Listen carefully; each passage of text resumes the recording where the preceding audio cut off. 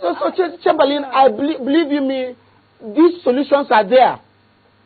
Mr. Madlion, you make it seem like as if Boko Haram took up arms because there was no activity going up in the north. Is that what you're insinuating? Yes. Yes, there were no activities here. When you come to, I will take it from Kaduna. When you get to Kao, you will see seas of young men. How can a boy wake up in the morning and all his life will end up from Achaba, from wheelbarrow driver to Achaba? You can never be a millionaire being an Achaba driver. The only way you can be a millionaire being an Achaba driver is if you snatch somebody's bag in the place there. That has been the calling of an average boy in northern Nigeria. But we are saying that can we have artisans? Can we revive back the technical colleges in northern Nigeria? Can we back our wives and our daughters today go to Senegal to make embroidering of our agbada, which of course we used to do before between Yobe and Borno here. There have not been activities. For the past 13 years, the activities in northern Nigeria here is down. Well, some people might not agree with you. They will agree with you that yes, activities might not be at the level that they should be, but they will tell you that Boko Haram is a fundamentalist group. In fact, they pose as a religious sect, and that the ideas that they bring are not something that would easily be taken away with economic activity. How do you counter those ideas? Each and every one of us, some of us worship Shongu, some of us worship the god of thunder, but that does not have anything to affect the economic activities here. There is no religion that goes around promoting the violence and all that here. But what I do say is that if my stomach is well fed, if I have programs that takes me out and brings me in here, what I do as religion is a personal thing. It will not in any way interfere with the country's activity. But I do say, my analysis on my analogy, and this is what I still believe, is that get the youth, let our industries work, let the industrial activities pick off, and then you can now begin to arrest those who have criminal elements. You begin to arrest those who are extremists and all that here. But at this point in time, you have got a lot of factions. You cannot tell a lizard that is pregnant from the one that is not pregnant when both of them are lying down. It's an African parable. But are you aware of the demands of the group? Because we know from what they've said, it's not about the economics. It's completely different, just as Makwe has highlighted. So how are you going to replace that demand with economic activity? So it looks as if that doesn't fit for now. Because first of all, there has to be peace for some of those things which you've talked about to be done, isn't it? Yeah, one of the steps that can take place now is if the federal government, first of all, can find a way to agree on ceasefire, then other things can take place. And this whole thing is very, very possible. We love each other. One way or the other, Nigerians are all linked. When we go to market to buy yam, you won't know that these yams that you are buying is grown by a Muslim. You buy melon, you didn't know that this melon is grown by a Christian and all that here. The unifying factor in this country is food. Here, can we use food as that point for negotiation in this country here? Let me say this to you here.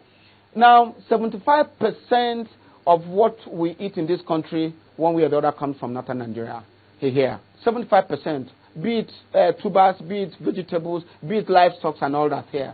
And one way or the other, if you go to Mahia today and go to Gariki, you find out that the northern settlement in Mahia is more than 27,000 people. There are more than 21,000 people in Calabar and all that here. The same thing, you could go on and all that here.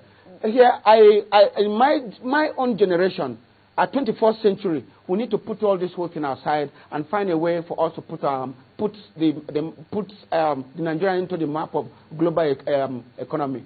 Anybody that is thinking that in 2020, we keep on shifting goalposts. Here, think that we can actually get there with us not living in peace. That we're wasting our time. I still believe that the government has all it takes to bring our brothers in northern Nigeria, our brothers who are in Boko Haram, into we coming in to have a peaceful coexistence. Nobody who doesn't love peace. The question is, do we understand, Mr. Madlion? Madlion? We will all drop our ego and drop those our differences here.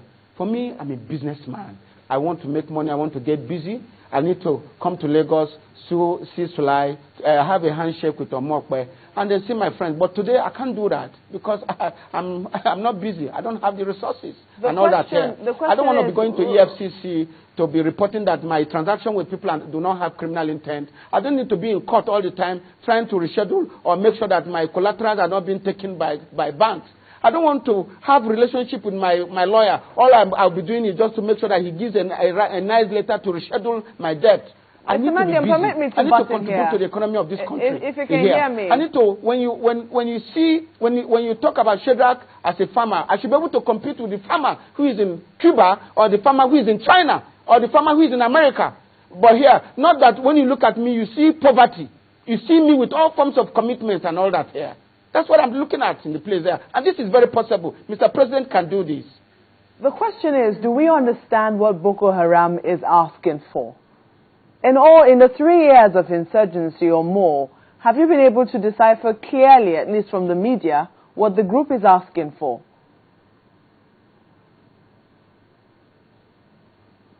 I can't hear more. Can you hear me?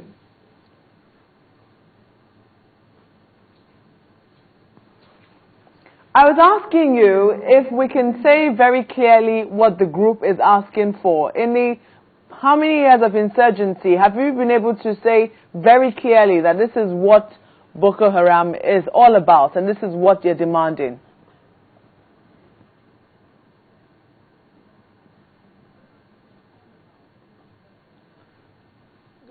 I just want to say that it's not all about Boko Haram here. There are Boko Harams in various homes in this country. The man that is not busy, the man that has nothing doing is a Boko Haram here. Well, what we're saying is keep us busy, keep the young man in northern Nigeria, keep the young man in Omar here, keep the young man in Lagos busy, and then if any of us who have got criminal element, then you can separate the grain from the shaft. But at this point in time, we cannot have all general statements and all that here. But let us say this here, that the drums and the sandbags that are in all the roads in northern Nigeria is something that shouldn't be there in the place here. What anybody are saying is, can we even use the program from Shopee to get the economic activities of northern Nigeria to kickstart here? Let us even throw it and all that here. This country today won't have known peace. We probably won't have funded our budget if the amnesty program has not been given to my brothers in Niger Delta here. But today we're enjoying peace. You know what I mean here? Today I can stretch hands and meet Chris Secure and say, okay, fine, this is it here. Like he did say in your program, what is the economic value of if this peace is being done? The economic value is enormous. We all cannot drink water here. I mean, cannot drink oil, but we need food to sustain ourselves in this country. We might be importing rice, importing fish and wheat, but I don't think we can import obono. We can import opotoro. We can import egusi from anywhere, or we can hear. What I'm saying is, what government should put on the floor, on the ground here, is activities. Let us bring back that. Let us bring back the northern Nigeria, and of course, then use the elders of northern Nigeria to kickstart this the negotiations and all that here, supported with activities here. You don't just throw in money, but when you put in money, you create other problems here by offering money and all that here. Or no, but support these whole activities with industrial initiatives here. And people like me could probably employ 60 people, add to what I used to have, and then we'll take it to a new level and all that here. The last time I was in your program in Lagos, I said, how often have we initiated artificial insemination program in Yobe? They have cows. One single day, all the cattle in Gashua market was set ablaze. Now, how do we get it to replace? let's leave our past and begin to look forward. How do we replace the rago? How do we replace the balani? This is the rams that comes in from Bruno. How do we get back a new seedlings of onions? To replace in the. How do we bring in conditioning center in view? How do we bring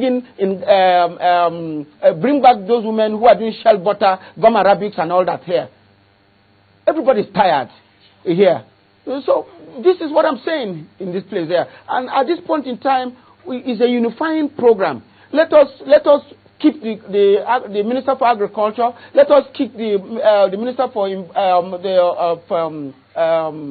Commerce and Industry, and ask the Vice President to reallocate his office from Abuja and let him move it rather to Kanu or bring it to Bronu, and then show that you bring in the seat of power to this, and then let's see how this whole thing will go. All right, then we'll also let you go. Shedrack Madlion, public affairs analyst, also speaking about it from his perspective, also a farmer. Thank you for coming on Sunrise Daily today.